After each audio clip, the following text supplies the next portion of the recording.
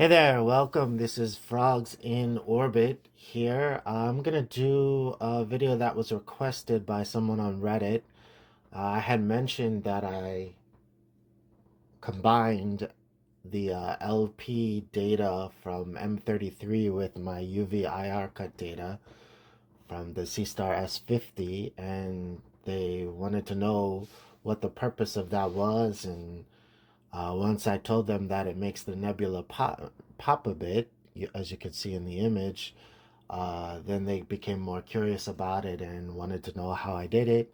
So I was going to actually link him a video showing him how I did it, because I processed this several months ago, and I realized that there's not really a good video out there, at least a current one that deals with this one-shot color data from the Seestar S50. So I just thought, I asked him, he said a video would be helpful. I said, yeah, I can do it. I've got time this weekend. Lots of snow and clouds, and I haven't been shooting anything, so I'm pretty bored. So after the intro, let's get into it.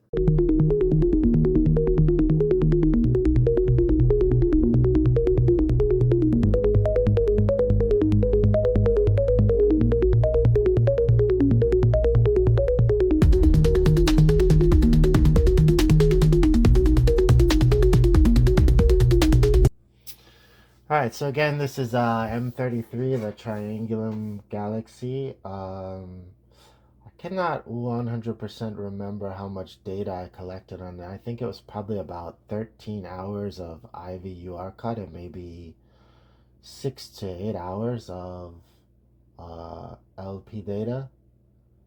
And I captured this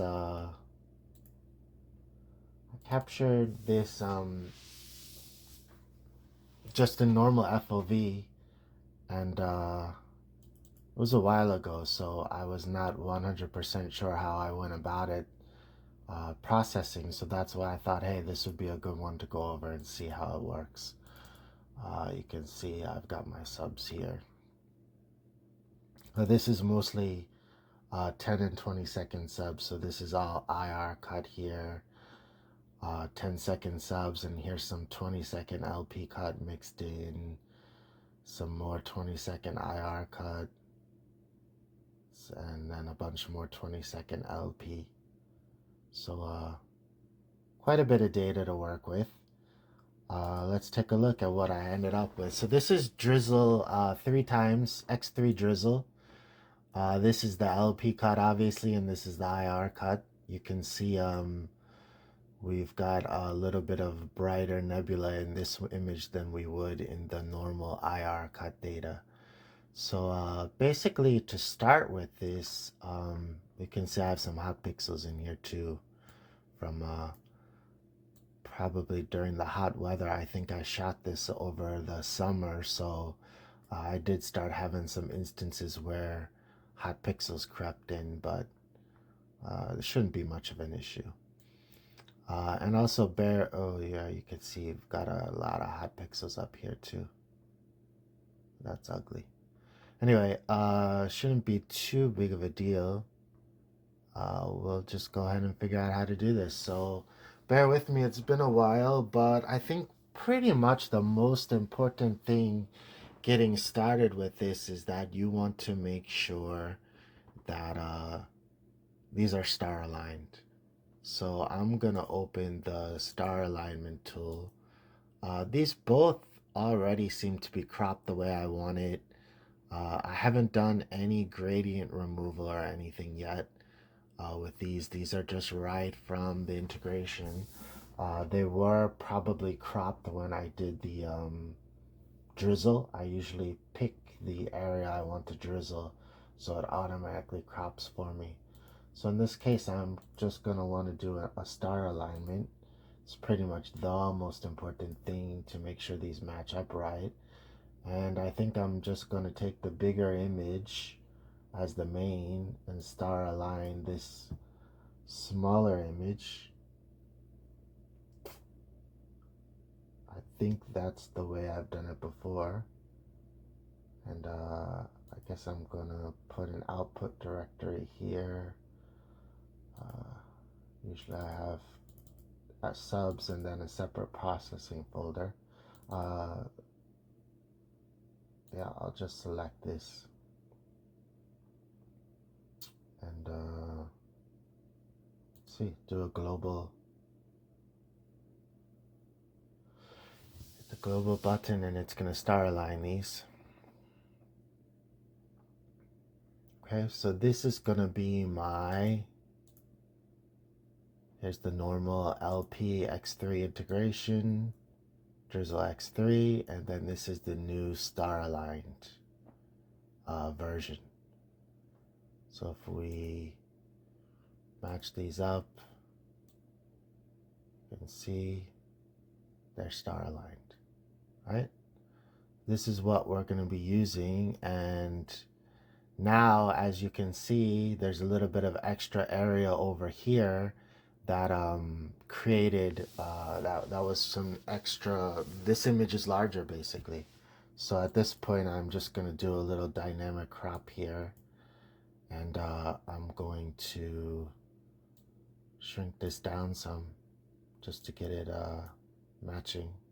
I don't want to cut it too much. This Galaxy takes up most of the FOV of the Seestar, so I'm gonna crop it like this, and before I apply it, I want to make sure both of these images end up the same, so I'm gonna first apply it to my Galaxy, and then I can go ahead and apply it, and should have still matched up image here. They're both cropped the same and matched up, yeah, perfectly. Okay, so these next steps are going to be from my normal workflow. As far as when to combine these, I think you can do non-linear or linear. And I actually don't remember if I did it during the linear phase or the non-linear phase, but I think let's try it with the linear phase. So I'm going to go ahead and come back. Well, okay. I will just do my normal workflow. Some of this might take a while because it's X3 drizzle, but I'll just fast forward the video and pick it up. So obviously first thing I'm gonna do is use Graxpert on both of these. Make sure that the background's removed correctly. I don't see much of a gradient here, but in the past I've skipped this and found out that yeah, there was a gradient that I just couldn't catch. So I suggest we always do this. You can see it actually looks a little bit, Graxpert left it a little bit weird looking, but actually I think this is okay for processing. I'm going to do the same thing for my LP.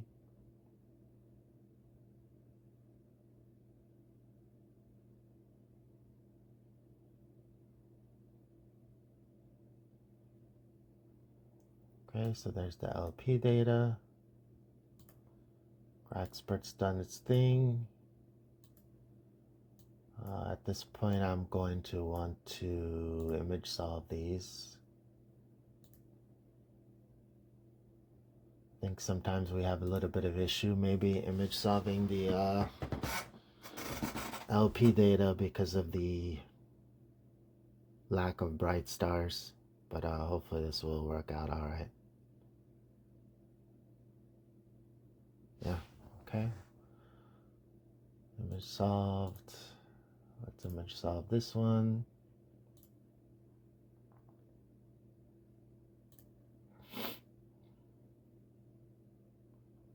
Guys, don't forget to subscribe if you find this video helpful and you want to see some more content from me. I don't put out a whole bunch, but I hope when I do, it's quality content that's helpful. Just want to share my knowledge because these videos are how I learn, so hopefully they will help other people learn. Those are both image solved.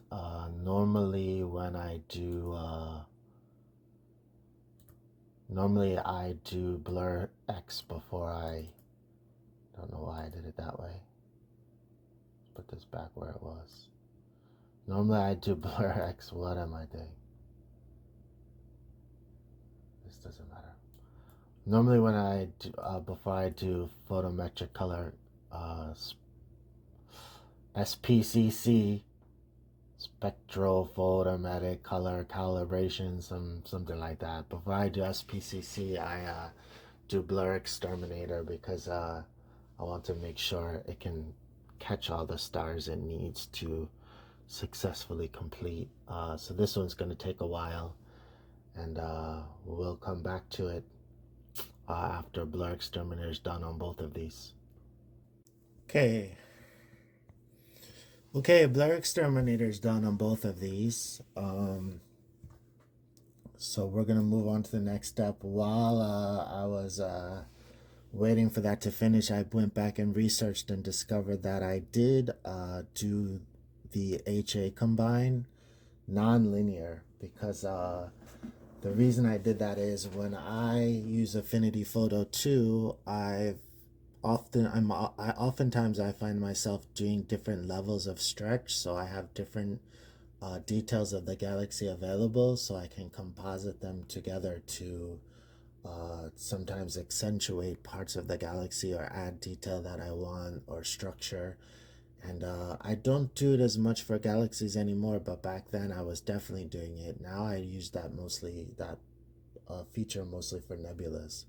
But I'm just going to stick to the same process that I did so we can kind of see the outcome for video purposes. I would love to play around and do a new process of it, but and some things I will do differently, but for the sake of this video and tutorial, I'll just stick to my normal process. So what I do at this point is I like to use City Astro's fine background script to give me a reference point for SPCC. So we're gonna go ahead and use this City Astro fine background on each image. I already know SPCC is going to fail on the LP version. It's not going to find enough stars. And you can write in the comments if there's a way for me to have SPCC succeed here. But for some reason, I'm never able to get it to succeed when there's not a lot of stars in LP mode like this. So, and with the LP filter activated. So anyway, we'll see how it turns out. And also these days I'm using Telescopius, website I really like. If you've never used it before, I use it to plan mosaics and stuff. I use Telescopius to find the morphology of the galaxy. So when I do SPCC, I'm using it to match the actual morphology of the galaxy. And I don't know a lot about morphology, but I suppose it's going to result in more accurate color. So if you've never used SPCC before, if you've never used Telescopius before, I recommend this website. If you scroll down on the right here, you'll see some information about the galaxy, and we've got morphology here. It's an SA type galaxy. So that's the information I'll be using for SPCC. So once City Astro finds the background for both of these, we'll go ahead and move on to SPCC. Okay, that's done. So I'm going to use SPCC on here. I've got my background to use as a region of interest. And I've already made this an SA galaxy because I did this during the break and just went back to it. So we're going to go ahead and actually I'm going to abort this because, well, it's okay. All right, let's re-stretch this. Okay, looks good. Then I've already, the way I normally do when something fails, I should probably start this back from the beginning. When you look here, the minimum noise detection is usually set at 40, right? That's the generic default settings. So this is normally what I change when SPCC doesn't work. I'll try it. You can see the star count's only 62 here, so it's not going to work. And then usually I will cut this in half when it doesn't work to 20 and try again, but it's still going to fail. The star count will go up, but still not enough. 118, 249. Still not enough points for it to work. So I'm going to put it at 0 and show you that it's still going to fail. At this point, mostly what I'm concerned about is background neutralization, but I could just do linear fit on this, but it's a whole another process, and I think I'm just going to leave it like this and see how it turns out. I'm not going to worry about SPCC for my H alpha data here, because like I said, if you know how to fix this, let me know in the comments any tips or tricks that you have. So at this point, my next step is going to be to remove the stars. Now, I don't like to do noise exterminator before stretching. I like to use it after stretching because of the results you get. So for my star extraction, what I'll do is I'll clone this, and I've already done this and I'm going to show you. I will clone, if you don't know how to clone, you just drag it to make a clone. I will clone this, then I will use noise exterminator on the clone, and then once I have noise exterminator done, I will extract the stars. So this is the reason I use noise exterminator after stretch is because in my Bortle, noise exterminator always looks very lousy when I do it. And when I stretch it, it's not really bad like this, but I do find that it affects the background. So for me, I just much more prefer doing noise exterminator after stretching. But I like to use SETI Astro's star stretch script. So I have to clone and do SETI Astro's star stretch script before stretch, obviously, because that's stretching the stars and makes them look really pretty. I really like the outcome of that process. So basically, I've done the noise exterminator on the clone. I cloned it. I did the noise exterminator. Then I used star exterminator, and I always do a large overlap, which takes longer, but usually has a better result for me. So I've done a large overlap, and I've generated the star image, which looks like this. I don't need this background anymore that was left because I still have my original image, so I can delete this. And this is the point now where I will reset the stretch. And so you show you SETI Astro's, not statistical stretch, sorry, wrong button. I will show you the SETI Astro star stretch. This will control how big and how many stars show up. It's defaulted at 5. And this will kind of adjust the saturation of the stars. So I'm going to show the preview first. And this is probably the right amount of stars. I don't think I need more stars than this. And normally I up the saturation just a little bit because I like the way it turns out. So we're just going to execute here. And this is my star field.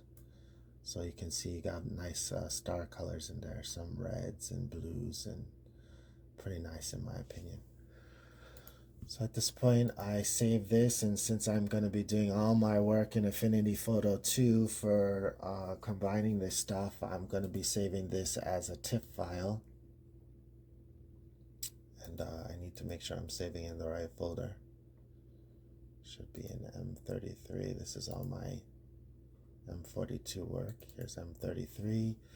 And you get a sneak peek of the results of what's going to happen with HA combined. Spoiler alert. But anyway, let's not focus on that now. And I'm just going to call this M30. I'm just going to call this stars X3. And I'm going to put TUT for the tutorial. And I save it as a 16-bit. I can do 32-bit editing, but with the way what the camera captures, there's no reason to use 32-bit. So I've got my stars saved, can go those, and now I'm going to use star exterminator on both of these and get rid of my stars. I don't need any stars anymore, and I don't need to generate a star image. So we're going to get rid of the stars on both of these, and that's going to take a little while. So after that finishes, we'll come back. All right, the stars are both gone in both of these images, and I thought about this, and I kind of want to do it differently than I did it last time to just see how the result is. We've already gotten a look at what it looks like when I do H alpha, adding these, what the end result is, and I don't think I'm going to use these different levels of stretches. As you can see, what I normally do is I do an overstretch. I do some kind of regular stretch, and then I do an understretch. And the reason I do that, I said, is when I composite, I want to be able to use different parts of the galaxy to maybe composite and bring them out, but I think in this case it's unnecessary. I think I'll still be able to get good detail, even though M33 is kind of like we can say a muddy galaxy to begin with. Let's just try it, doing this H alpha from a linear standpoint, just to see what it looks like. So I've got both of these done, and now I'm just going to stretch them. And these days, I don't really worry too much about stretching, as I do a lot of work in Affinity Photo 2. So I am going to just do, I think, a stat stretch, SETI Astro statistical stretch on these. I usually like the way that turns out. Sometimes I do use soft stretch, easy soft stretch as well, but let's see. Yeah, I kind of like the way this turns out with the stat stretch, so I'm going to use this one. So we've got an M33 stat stretch here.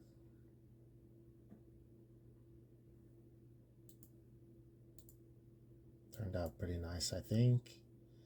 And I'm going to do the same thing on the LP. Now, I haven't done this before. Like I said, I didn't do this way from the beginning, so let's see what it might look like. How much the LP, the nebula is going to stand out. It's pretty bright. The luminosity is pretty bright, so let's just use this, see how it goes. Okay, done with both of those, and now I'm going to use noise exterminator. Like I said, I like to do it after stretch. I think the results are much better.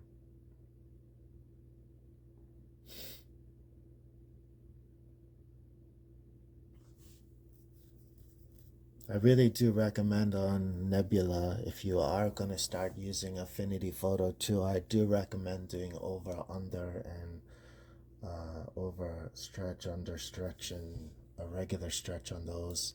I'll actually show you quickly while we've got this going on.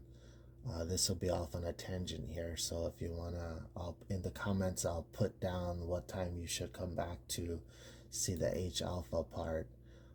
And that's for anybody else who wants to skip past my workflow. But with M42, you can see that when I did an overstretch, a regular stretch, and an understretch here, I did the understretch specifically because I didn't want to blow out the core of the trapezium. And actually, when I ended up processing these, I never even used the overstretch or regular stretch. I started with the understretch, and the result was so much nicer. I actually just only used the understretch and was able to keep the trapezium core from blowing out, and it turned out really nice. So that's why I recommend that.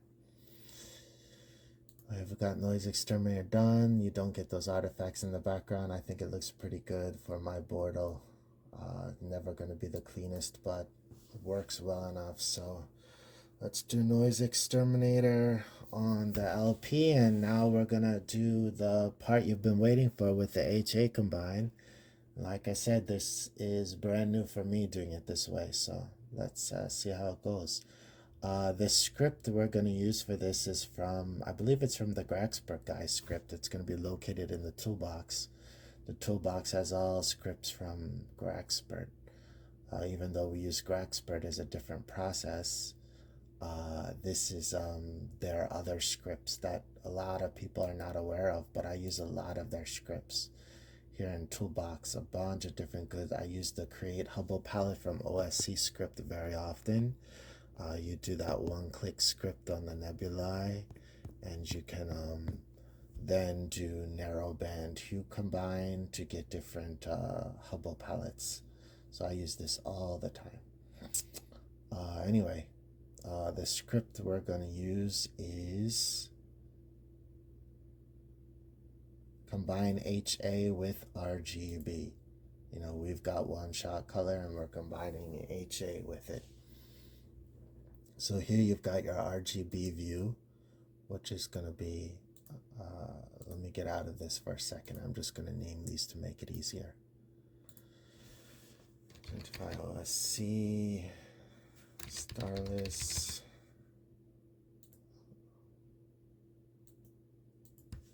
OSC, Starless. Why can I not identify it that way? I've never had a problem before. Okay, and we've got our LP Starless. Okay, so we're going to go ahead and open this script and combine HA with RGB. We're in linear. I guess it doesn't matter if we link the channels, right? Seestarless, and then we're going to use our HA.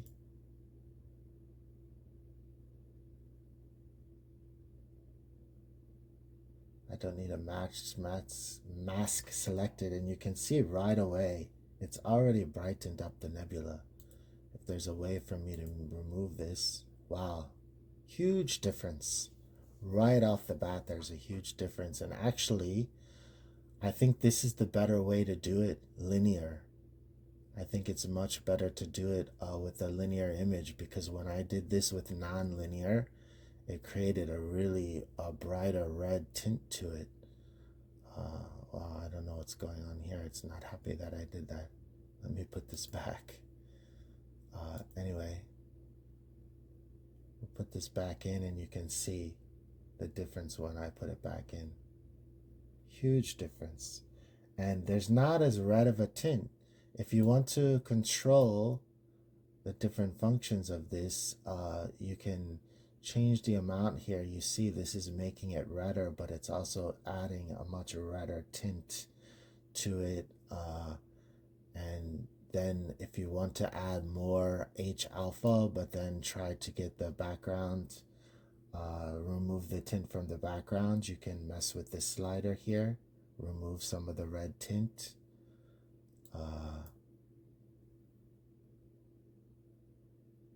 And once I get into Affinity Photo 2, I can shift left to zoom. You can see that there's a little bit of red tint here. But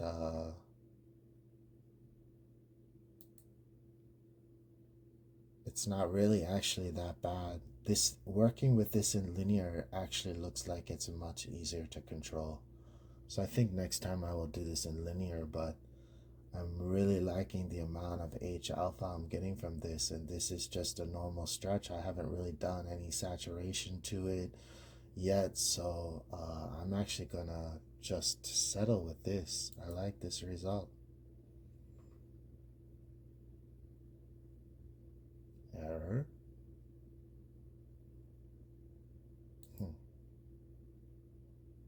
It came with an error, but it actually turned out fine.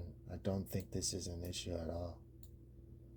One thing I should have done is I need a luminance. When I do Affinity Photo 2, there's a process where I use the luminance to sharpen the detail of the galaxy.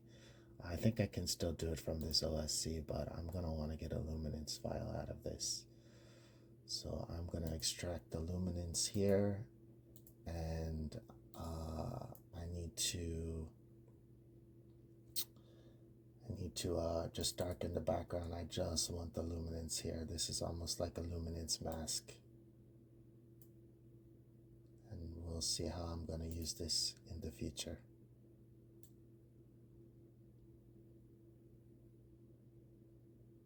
I usually, yeah, I need that. I think I can back off just a little bit here. No, I need like this. Okay, so this is going to be my luminance. So I'm going to save this as a TIFF. This is going to be luminance tutorial. And I'm going to save my one-shot color here as a TIFF. OSC Starless Loom. I mean, not Loom, tutorial. 16-bit. And this is the point now where you're going to just continue to process this if you're only a PixInsight user. But I don't like to finish my pictures in PixInsight, so I'm going to be moving over to Affinity Photo 2. So if you're a PixInsight user, you can stop here, and hopefully this was really helpful for you, and you can use this in the future for galaxies that have H alpha. I used this for M106, but was not as spectacular of an outcome with M106. I haven't tried it with M51 yet. I'm planning on capturing new data with that this season, this new Galaxy season. And there are several others you can use it with, even Andromeda, which I have not done. So anyway, I'm getting out of PixInsight. Goodbye. I don't care about saving. I've got everything I need. So now I'm going to go and start my processing in Affinity Photo 2.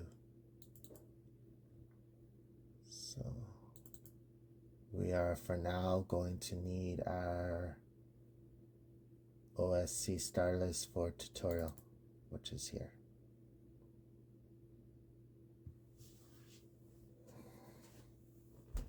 Kind of excited for this one. It looks nice already.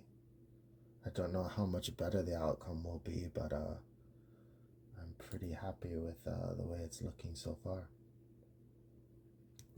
So first thing I normally do in Affinity Photo 2 is I'm going to duplicate the background, just work on this. So I have an original one to go back to. The next thing I normally do is I adjust the levels, the black point sum.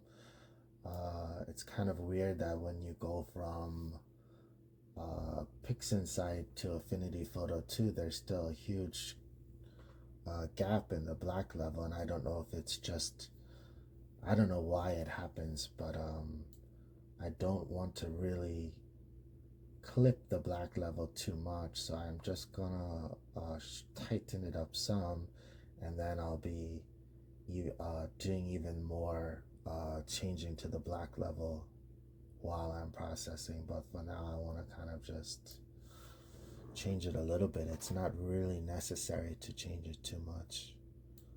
I wonder, I might just keep it, I might just not actually change the black level this time around. Let's delete that. Usually I go into brightness and contrast first, and this is where it will also change the black light feature, the background black point. Was I saying black light? I was saying meant black point. You can see how this will adjust the black point, and I don't really want to. Okay. I'm doing this on the fly. I'm not a big planner of videos, so let's restart. I am going to change the level because I'm going to be brightening this up. I'm going to change the black level.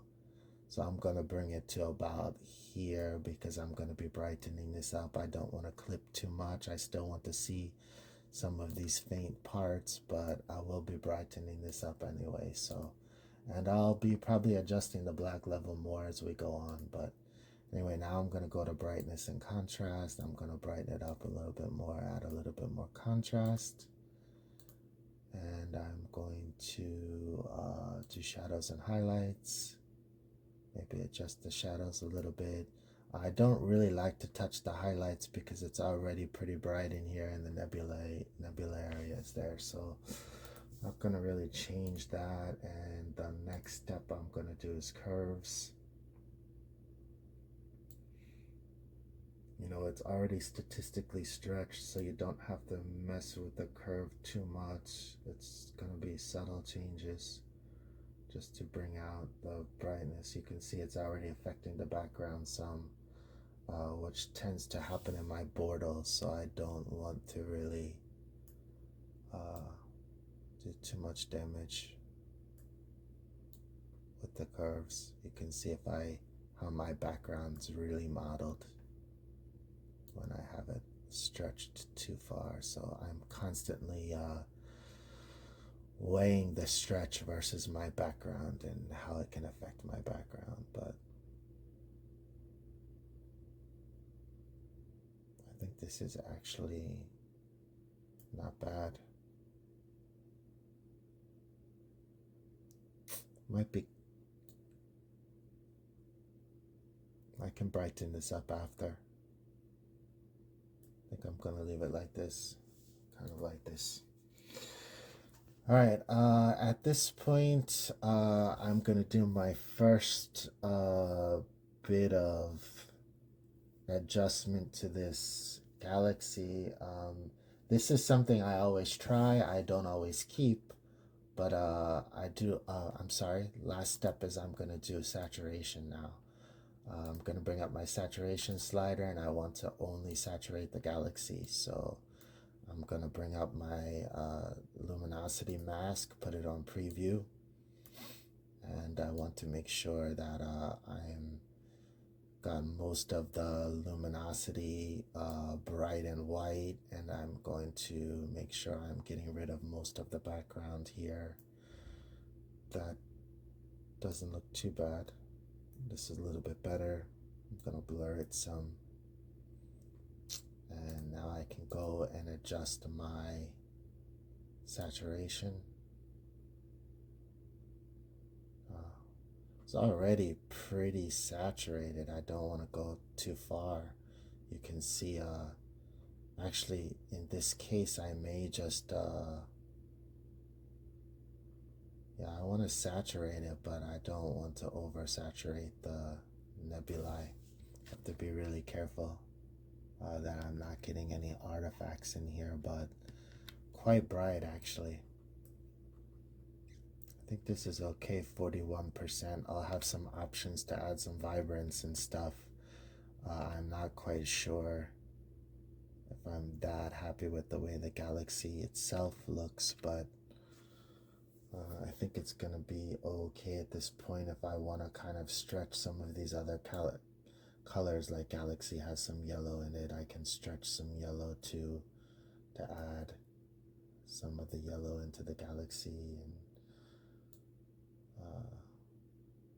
I don't really think this is necessary though. It's not really changed. It's changing a little bit. Keep it like that. Again, I'm not an expert at this, so if you see me doing stuff and you're shrieking or, you know, thinking I'm making huge mistakes, that's all right. I'm learning. Let me know in the comments if you think I can do some things better. So at this point, I want to merge this, and I want to merge visible and create a new pixel layer, because I'm going to start adjusting this pixel layer with some tricks and tips that I've learned along the way. Group this, get it out of the way. And normally what I like to try is this method I got from Sky Story. A lot of this I've learned from Sky Story on YouTube. He's pretty awesome. I really appreciate his videos, and I always recommend you give him a watch. He knows way more than I do. So but he doesn't work with Seestar data, so that's why I think my videos can be helpful dealing with Seestar data. So what I like to do here is I like to duplicate this twice. This is a method of ortonizing. They call it the Orton method. I'm going to duplicate this twice. I'm not going to rename these pixels because I know what I'm doing, but this first one is going to be for screening purpose, as I want to change the composite to screen. You see right away it's going to make the image too bright, but it does add a lot more color and character to the nebula, structure to the nebula. So what I'm going to do is I'm going to pull up my curves, and I'm going to make sure I'm putting this curve layer on this pixel layer, and I'm going to just mess with the lightness, the luminosity of it. I'm going to tone down the brightness. We're still keeping the color it's adding, but toning down the brightness some. You can see the background's not that great because it's gotten too bright, but I will be able to fix that later. And if I want, I can also back off the opacity some. Just a little bit. I'm going to do like 75%. And then this next one's actually going to darken this. I'm going to use a soft light composite here, which is actually too dark. It's affecting the black levels too much, and now I'm going to back off of this and create a nice little balance.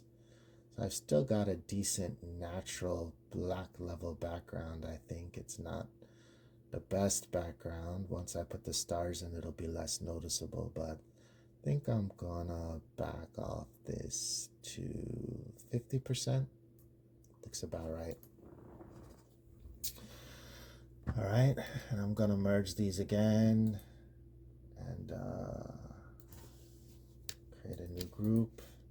So now I've got a pretty not close to finished, but at least 75% of the way there about how I want this galaxy looking. I still probably don't have as much definition as the arms as I would like, but we can work on that. I think the next step I'm going to do is I'm going to adjust the levels some more. Now that I've done this in, I did this HA alpha combine in linear mode, which again I highly recommend doing. Don't do it the way I did it. You can see the red tint that was created. In fact, I'm just going to go ahead and open this in Infinity Photo 2 and show you. I got a huge red tint that was way harder to get rid of than it was in the linear mode. And the way I ended up getting rid of this here is I used the astrophotography remove background, and I sampled, not like this, clear, reset this. How did I do it? Remove background. Yeah, like this. I just moved this around until I got rid of the red tint that I didn't want there. And you can see this is not an ideal way to do it. I didn't have to do this at all with the linear version that we're working on now, but with this one I had to mess around with the slider and do a lot more. It was way more of a headache than it is now. I would have to apply and then redo the saturation, and this was much more difficult to work with. This is way better. Still a little red tint, which we're going to deal with now. We're going to go into the levels adjustment, and you can see the red is kind of controlling the background here. What I can do at this point is, if I want, I can adjust the black level more, but I don't.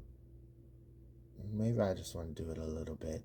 I'll probably end up touching on it again later, but I'm just going to mess with it a little bit. But here's where I'm going to control what's going on with the red here. This gamma slider, if I move it to the left, it gives more room for the red to invade the picture. So you can see I'm letting the red take over a lot of the image. But if I move it to the right, I can kind of remove some of the red and keep it only focused on the nebulae here. And actually, this looks really good, taking out some of this red. If I go too far, it's going to start to give a too warm of a tint. The blue's going to take over.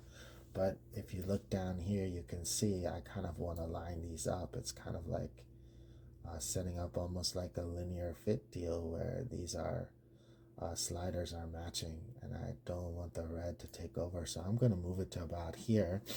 Now the background doesn't have a red tint anymore. I've still got a strong signal in the nebulae, and this is looking excellent. Really liking how this is turning out. I don't think I need to adjust the green or the blue. I think it's okay. Maybe I can add a little bit of blue. No, I think I like it just like that. I'm just going to leave it like this. It's looking really good. Once I mess with the levels here, I'm going to move on to the right before I do sharpening and things like that. I'm going to use another effect. This is kind of like a sharpening technique. This is going to using the frequency separation tool, and this is where the luminance that I made comes in. So I need tutorial luminance here. I'm going to throw it up here. And I'm going to copy this, paste it into my image, and I'm actually going to use it 3 times here. So this is a frequency separation technique. Again, I learned this from Sky Story, and it does a good job of like just adding sharper details and giving the galaxy more it's better for nebulas actually. It doesn't always, it's maybe sometimes unnecessary for galaxies. It works better for nebulae, but I always try it on galaxies anyway. And it just adds more sharpness and details to the galaxy. So what you're going to do is work on the first background. Again, you can label these like Sky Story does, but I'm just going to, I know what I'm doing already. So this is going to be, you're going to use a filter on this called frequency separation. And what this does is it rips apart the image to the luminance, which is the high frequency part of the image, and the color, which is the low frequency part of the image. And there's a slider here, and I'm going to do these on 3 different levels. So this is the most extreme separation, which we're going to do last, and this is the least, but I don't want the least because there's not a lot there. Usually I go up anywhere between 8 and 10. For this one, I'm actually going to stay a little bit under 8. I think I will just go up to 8. You just want a little bit of frequency here, maybe a little bit more. I'll do 9. And you hit apply, and it's going to break this into a high frequency, which I said is the luminance, and the low frequency. If I take out the pixel and just highlight these, the high frequency is this luminance area, and the low frequency is the kind of color data. So in this case, I'm just going to focus on the high frequency, and I'm going to delete the low frequency here. It's going to start to make the image look a little bit strange and grainy. It's going to get worse as I keep doing this, but we're going to fix it, so don't worry. Frequency separation again. This is going to be like a middle of the road deal. I usually do 3 times as much, so I did 8 before. I'm going to go up to 25. That looks about good. Now I'm going to delete the low frequency, and you can see it getting grainier and grainier. And this last one's really going to have a big impact. Frequency separation. I'm going to blast this one to the top. Then I'm going to delete the low frequency. If I did this with the color version and not the luminance version, You can use the low frequency to add color to the image as well by compositing, but I don't really need to do this with this. The color's looking pretty good in my opinion. You can see that looks terrible, but we're going to fix it anyway. So I'm going to just work on this high frequency. It's a little bit grainy, but not that bad. I'm just going to adjust the opacity. If I go all the way and remove it, it's not there. I'm going to go all the way to the left. And I'm going to slowly add the slider to the point where I don't want it too grainy, but I definitely want it to add sharpness and detail. I think in this case, I'm maybe only gonna go, you want to watch here for graininess in the background, especially, even though we're just working on the luminance, it does still affect the graininess of the background. So I think I'm gonna put this one up to 66% or so. Normally I can't go that high with it, it's too big of an impact, but in this case, with this galaxy being kind of muddy, it's okay. It adds a lot of structure in here. You can see if I zoom in, it's grainy. We're going to fix that, but it's also adding a lot more structure to see. It might be too much. We might have to adjust it some, but for now, I think it's okay. I'm going to add in the middle of the road one. This has way more of an impact on it, so I want to really temper this one a lot, temper it a lot more. This one I'm only going to go up to, if I start getting up to 39-40%, it's too much. I'm going to do like 25% on this. And this one, of course, has the biggest impact because it's covering the most detail of the image. This one I'm only going to really use carefully. I'm only going to do about 10% on this one. Sometimes this can make the areas in the nebulae or the galaxy too dark compared to the background, and it is almost having that effect. If you want to, you can use the erase tool and kind of erase out some of the, change the hardness and the brush style to only remove a little bit of this darkness, but I think in this case it's okay. I think it's adding to the galaxy. It makes it look kind of interesting. But this is a stylistic choice, I think. Anyway, I'm going to keep it like that. So at this point, I think we're getting very close to finishing. Now I'm going to work on sharpening. This was actually, the frequency separation was kind of a sharpening technique, but this last phase of sharpening I think is going to do the trick. I might want to mess with these levels. Actually, I usually go through brightness and contrast again, just so I can change a little bit. I might want to brighten this just a little bit. I think the background was a little bit too dark. I still want to kind of keep these faint arms in here, but I don't want the background too dark. Shadow and highlights. Yeah, I don't want to touch this too much. See, if I try to up the highlights, it's just gonna blow out that area there, so I really cannot touch the highlights. It blows this out. Even if I sometimes adjust exposure, it will blow it out as well. Yeah, we can't use this at all. And I think I also want to add the vibrance. Now again, I have to watch the highlights here with vibrance. It can really affect the area here, but in this case I think we're all right upping the vibrance some. I'm not quite sure I like how it's affecting. You can see these hot pixels here. This is left over from that H alpha combine, and actually I didn't see how bad this one was here. It's not, I kind of wish I hadn't zoomed in because I didn't notice it before, but I don't really like these spots here. I don't know if this is nebulae or just those hot pixels having more problems. That does not look good at all.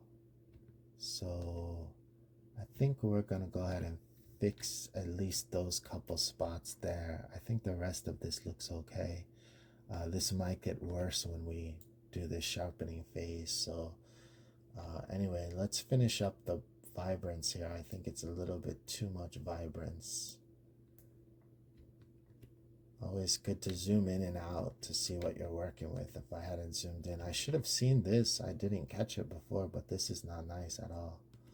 And I don't know if that's supposed to be nebulae or if that's an effect of the H alpha combine, but it's unsatisfactory.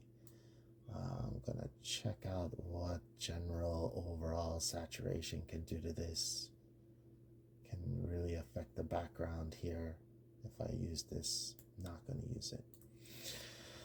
All right, this gives me a good chance then to show you how to fix the these areas. I just used the inpainting brush for this. It's going to take the area around it and probably use some AI technology to just determine what it the general background should look like. And this should oh, you have to use this on the pixel layer. Let's undo that.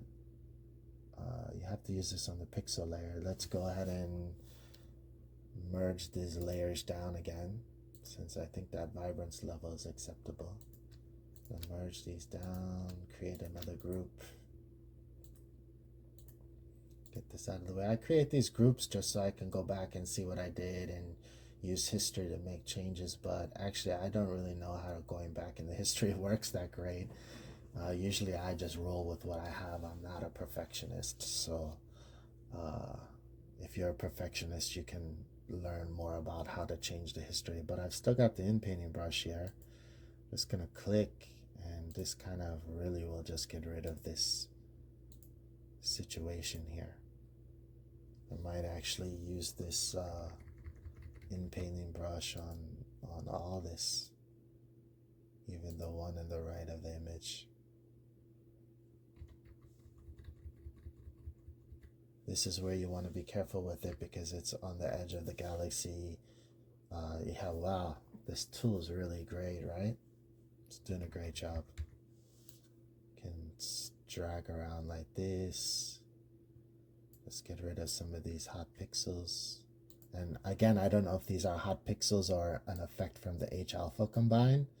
It looks like it could be actually an effect of the H alpha combine. If I had tried to use the remove background, it might have fixed out some of this, but I think this inpainting tool is pretty nice, so it's doing a good job of dealing with it. Some of these bright pixels. I mean, if I really wanted to spend time, I could get rid of every single one, but I don't think it's necessary. And you got to be careful with this tool. It will affect your image. I sometimes use it for satellites and stuff. I really don't. I think that this could have been better handled with HA combine. This could have been nice, bright red nebulae. You can see this red did not really, the HA alpha combine did not make a lot of this nebulae up here red. So I think it could have done a better job.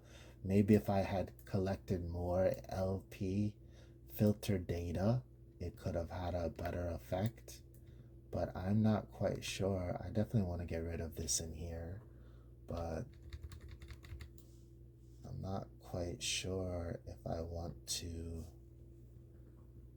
Yeah, I want to get rid of this and this and this.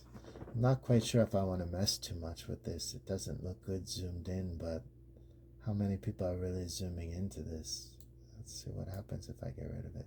See, this is where you have to be careful. It will start to erase some of your galaxy, and now you're crossing the line of it not really being true to form. So I want to get rid of that. I think I'm going to leave this here because I don't see an alternative to it, it is adding color to the nebulae. You can see here, this is all a result of the H alpha combined. Now I'm seeing. See how it cloned this area next to it? It's not really great use of the tool. I can just kind of do it like this and it'll be a little bit better. It will not capture. Anyway, this is kind of drawing the line on perfection. It doesn't look great zoomed in, but this is Seestar data, and this is an effect of the H alpha combined. Absolutely. But I'm gonna leave it because generally this spot's not looking that great.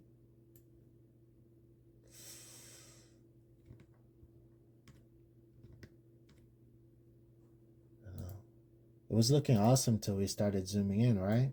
Or was it just me and I didn't catch it? Let me know what you think. Yeah, this is Seestar data. I'm not going to worry too much. People should not be zooming in that far. I'm not looking for aliens in the galaxy, so whatever. Bag off. Okay, let's finish this up. I'm going to do my... at this point, I'm going to add the stars just to see what we're looking at. When you add the stars, it definitely affects the overall image. Here's my tutorial stars. I'm going to add these in.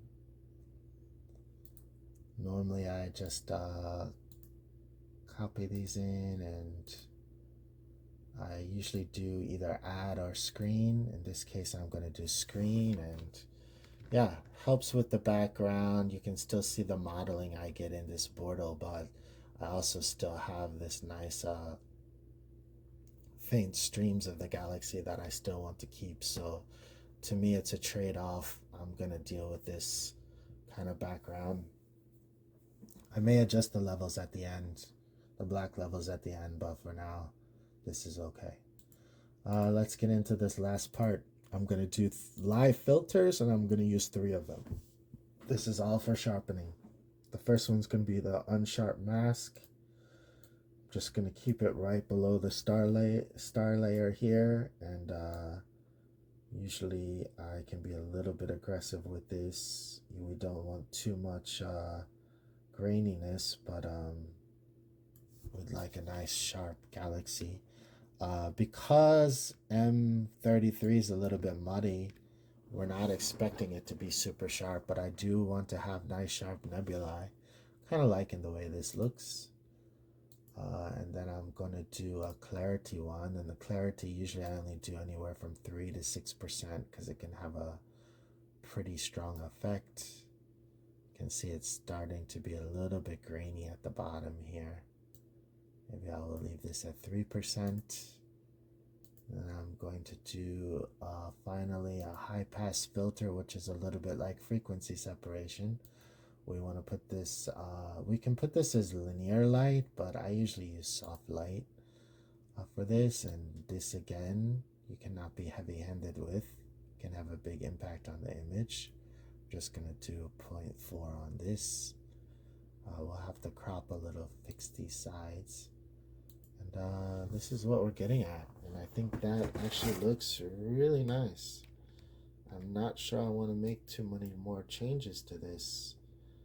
My background's not perfect. If you want to see what it looks like changing the level, if I want to really start to darken, I think I can darken this some. If I start getting to here, still this is a little bit overpowering. I might wanna, I don't really want that, but I think if we can go to here, I'm not really clipping too much of the galaxy, I think, doing this. Still, I've got plenty of room here on the histogram, and I mean, really, if I want to, I can go further, but let's just stop here. I think this looks nice.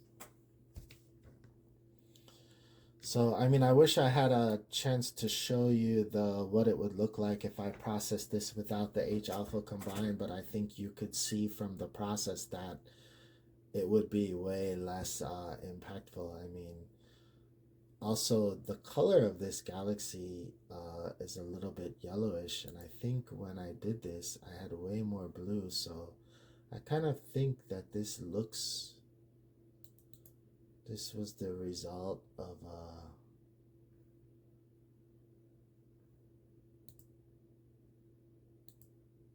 so you can see when I did it this time, this one's a little bit not as sharp and not as clear, but I like the color better of the galaxy area. So I'm not sure what happened with SPCC. Maybe because I didn't do the morphology on this one, uh, using SPCC, it kept the galaxy more bluish, and this one kept the galaxy more yellowish. But I think either way, the results are not the same, but I kind of would rather have this blue, but this is a much nicer result, the structure of the galaxy. So this is probably where I would want to go back. I mean, if I want to really match that color, I can always start to mess with the color balance of this. This will affect the midtone color. Um, I can start to change the midtone colors, but it's also going to affect the background if I do this, and it can be quite drastic. But I mean, if I wanted that color of the galaxy, I can do it. If I wanted to tone it down some, I could. I could also adjust the highlights. This is probably going to affect mostly the nebulae color. Yeah, and the center. It's going to affect the center. If I wanted to, I could get more blue like this. But again, I think these are stylistic choices. There's probably some guys out there that are hardcore keeping it the way it should be style. I don't really follow that. I mean, if I go on here and look at pictures of M33, you're gonna see all different versions of it.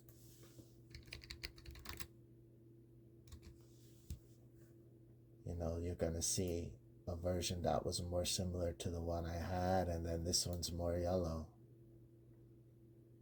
Okay, this one's a better, obviously a better scope, but more of the color I have right now. Lots of different versions of it, so to me this is just another different version. And I think I'm not really too worried about I'm not really too worried about this result. I think it looks really nice, and if I wanted to change the level some, I could, to make it a little bit bluer by adjusting the colors. This Affinity Photo 2 is great. I really like it. I mean, I'm sure people can do the same stuff on Photoshop, but this cost difference is pretty nice to be able to have this functionality, and you know, I can really start to mess with this if I wanted to mess with the color. But I think if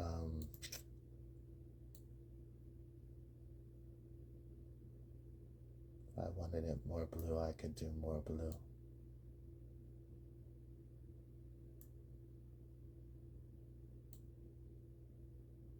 I don't know. What do you guys think? How do you how do you feel about my two different versions?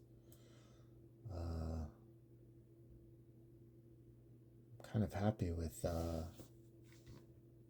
this is just, I think, color choices here, but I'm actually way happier with the way this turned out, the sharpness, and this would be something I would share. This was an older attempt when I didn't use the same type of processes, and now this is a newer attempt. And I actually like this a lot better. And I think I'm just going to keep it, this coloring, with what I did with the channel mixer. I think it looks good to me. Maybe I affected the color too much. If I move this, I don't know. What do you think? I think I like this better. It's just a little bit of a warmer tone. There's also a really cool feature here. You can go into develop persona. If I unclick the background, and here you can see when I unclick the background, the blue's kind of not as natural, but what I can do is, I know I'm dragging this video out a little bit long now, but what I can do is now I can go back to the level, and I can take the blue gamma, and I can make sure that it's not affecting the background as much. If I pull this all the way out, it'll be removed from the background but still stay towards the center of the galaxy. And I can kind of adjust this. And wow, I think it looks, yeah, I really like this. Put the stars back in, and looking pretty good to me. If I take out this levels adjustment, yeah, that made a big difference on, not the levels, yeah, it made a big difference on the blue. If I remove the levels adjustment and the channel adjustment, yeah, I'm kind of liking this. I'm just gonna stick with this. Let me save this project. My Affinity Photo 2.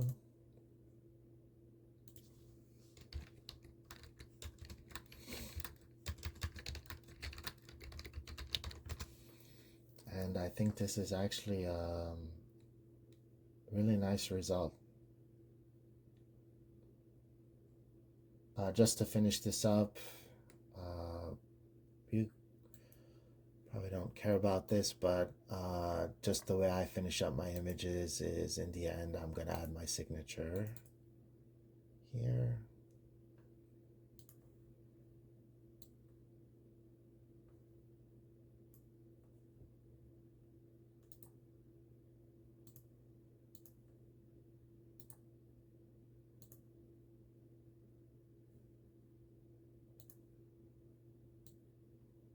Down in this left corner, make it a little bit bigger, too big.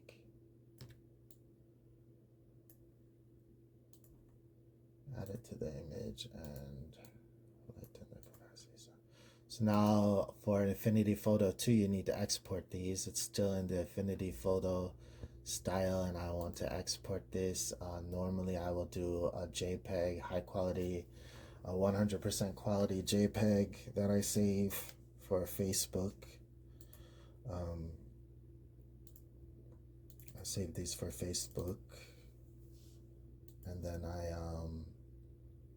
also do, in case I ever want to share in a site that allows me to do high quality uploads, I'll do a TIFF version of this, export as a TIFF, and it's going to be a much larger file size, but also better quality. So I usually save these TIFFs, TIFF version, and then I'll save a version without my signature that I use for